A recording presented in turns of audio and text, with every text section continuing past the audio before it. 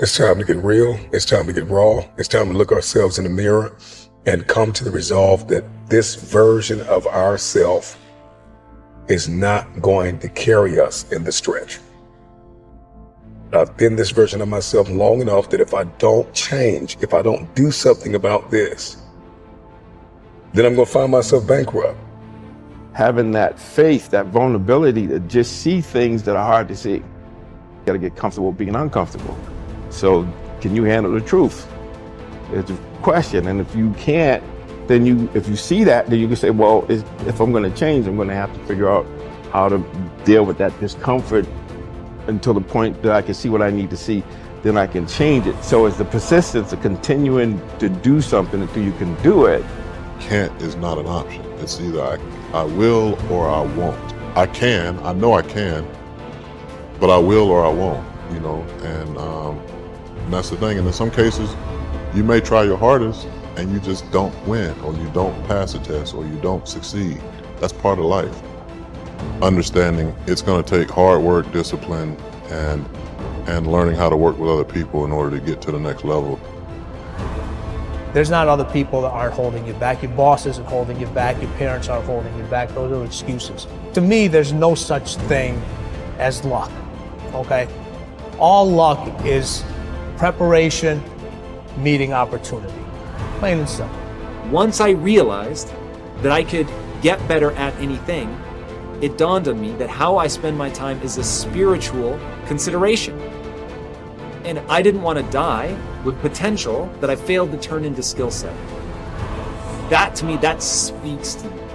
How much of my potential can I actually turn into skill set and get good at this stuff and push and grow and improve? Like, that to me is just this incredibly intoxicating feeling.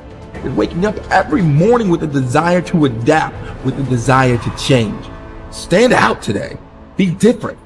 Become something different. Stop lying to yourself and stand up and become something with worth, something with more than you've ever been.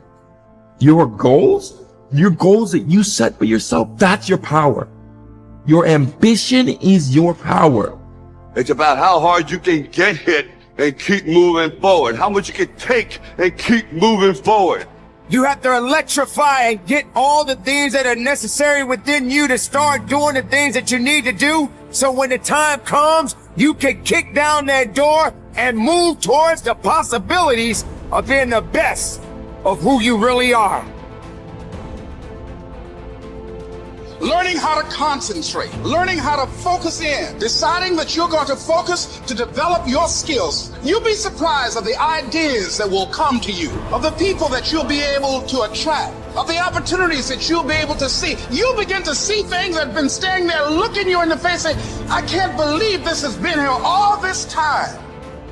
There are so many people in the world and you may be watching this right now, and you have these incredible ideas, and what you think is missing is motivation.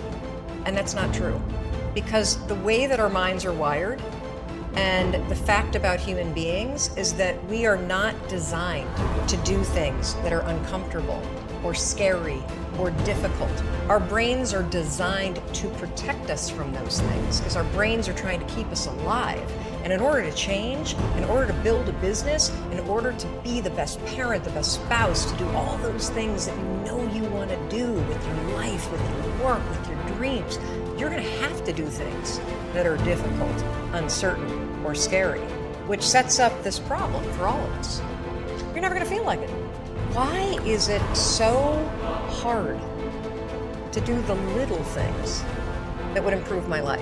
Waking up and realizing that I'm never going to feel like doing the things that are tough or difficult or uncertain or scary or new, so I need to stop waiting until I feel like it. And number two, I am one decision away from a totally different marriage, a totally different life, a totally different job, a totally different income. Whatever you don't use, you lose. Lack of use causes loss. On this planet. Maybe not the next one, but on this one. If you tie your arm to your body, leave it there long enough, you'll never use it again. It's over. For the arm. Now, it may not be over, but it's over for the arm. The only way to keep the use of this arm is what? Keep using it. If you quit, you lose. Automatically. They don't bring it up for a vote. You lose automatically when you quit. Now, the same thing that goes for your arm goes for your brain, mentality. The same thing goes for all the human virtues. Ambition, unused, decline. Strong feelings, unused, diminish. It doesn't grow, it diminishes. Faith, unused, decreases. It's a law. Vitality, unused, diminishes. Energy, unused, decreases. The guy says, well, I'm going to save up my energy. You can't do that. That's like trying to save today, put it on the end of the year. See, you can't do that. They'll come take you away. If you don't use today, what? It's lost. The guy says, well, I'll work twice as hard tomorrow to make up for it. See, that's foolish. You could have done that anyway. Today unused is lost. A talent unused is lost. An ability unused is lost. So here's one of the key expressions of the evening. Take a new inventory of yourself. Starting tomorrow, new project. Take a new inventory. And make sure that all of your talent and ability and mentality and ingenuity and vitality and strong feelings, faith, courage, make sure that all you've got's being used. Otherwise, you lose. Resolve to focus on the solution and what can be done now, rather than on what happened and who's to blame. Think in terms of the actions you can take to resolve the situation, rather than what went wrong and who is to blame. To remain optimistic, look for the good in every situation. When you look for something good, you will always find something good. Furthermore, while you're looking for something good, because your conscious mind can hold only one thought at a time, you will automatically become positive, optimistic, and back in full control. Seek the valuable lesson in every problem or difficulty. Every setback you face contains one or more lessons that have been sent to you to help you be more successful in the future. The difference between successes and failures is simple. Failures feel sorry for themselves when things go wrong, whereas successful people look for the valuable lesson they can learn that will help them in the future. Normal Vincent Peale used to say, when God wants to send you a gift, he wraps it up in a problem. The bigger the gift that God wants to send you, the bigger the problem he wraps it up in. Instead of concentrating on the problem, look for the gift. Wonderfully enough, you will always find it. What's more, sometimes the gift or valuable lesson can be of far greater value than the cost of the problem itself. Sometimes one lesson that you learn in dealing with a problem can be the key to your long-term success. As Napoleon Hill wrote, within every problem or obstacle lays the seed of an equal or greater opportunity or benefit. Your job is to find it. Continually think of yourself as a strong, powerful, resolute person in the face of adversity. In World War, a British general was described by his superiors. There he stands like an iron peg driven into the frozen ground, immovable. Let this be an accurate description of you whenever you face difficulties or problems of any kind. Resolve to stand like an iron peg driven into the frozen ground. When you resolve in advance that you will never give up, your success is virtually guaranteed.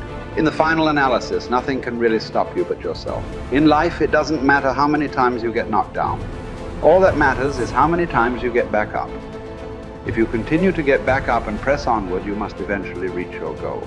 Each time you exert yourself, disciplined to persist in the face of adversity, you also increase your self-esteem and self-confidence.